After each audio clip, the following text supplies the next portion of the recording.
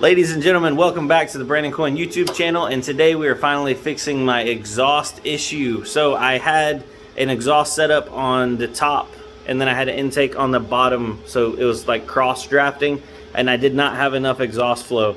I put another exhaust vent in this side right there, so I'm going to show you that, and I have both of my exhaust fans hooked up to a temperature switch. So when it gets up to a certain temperature, I have it set at 95 degrees Fahrenheit. It kicks the exhaust fans on, expels all that hot air out, and then it pulls cool air in from the bottom. I only have one intake vent, so I do have negative air pressure currently, and from what I've been researching, that should actually be pretty good. So far, it is cool outside. It's like 69, 70 degrees ambient. So it's kicking on, it's kicking off. I want to show you guys how that's working, and then I'm gonna have links down below for the temperature controller because they're super cheap. I think it was like 18 bucks, and then the exact fans that I'm using because they are metal shrouded, like actual heavy duty. They're technically hydroponic grow tent fans for like working indoors, so the heat doesn't have any effect on them or anything. So let me show you.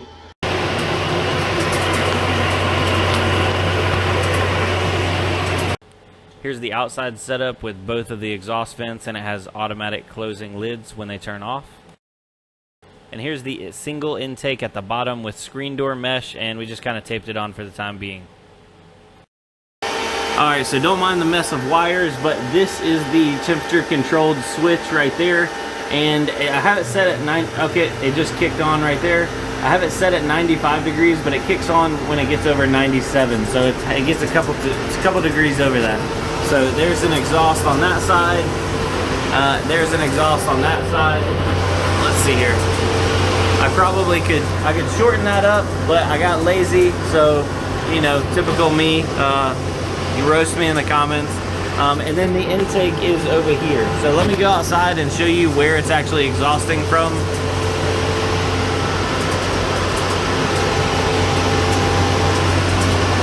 And then I also have this fan right here that's just keeping air blowing across because I have the memory on these AMD cards, like they're running a little hot. All right guys, so I have this opening right here. I'm gonna try to keep this closed so you can see the temperature in there. Can you kind of see it right there? 90, no, autofocus is killing me. 97.5. The fan's just kicked on, and it'll pull that temperature down because it's pulling in the cool air from outside.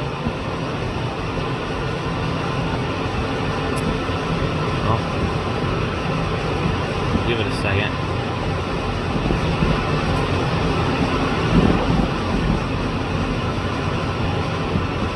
There it is.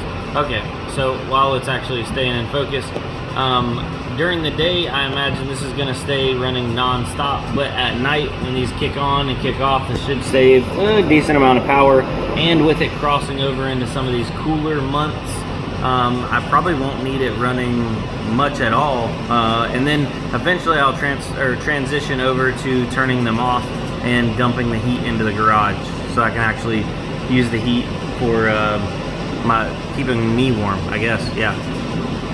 And of course I'm sitting here talking and the temperature's not moving. It does move, I promise. My arm's getting tired.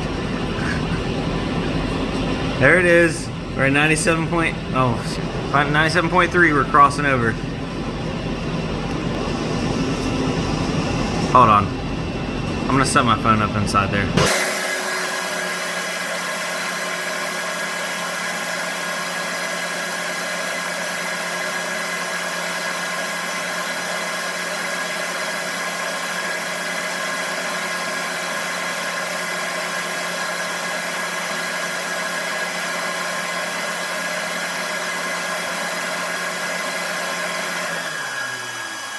And there she is, ladies and gentlemen, 95 degrees, she kicked off. Oh crap, it went out of focus. Hopefully y'all can see that. So I did have the door closed, and I had the camera set up with the tripod in there.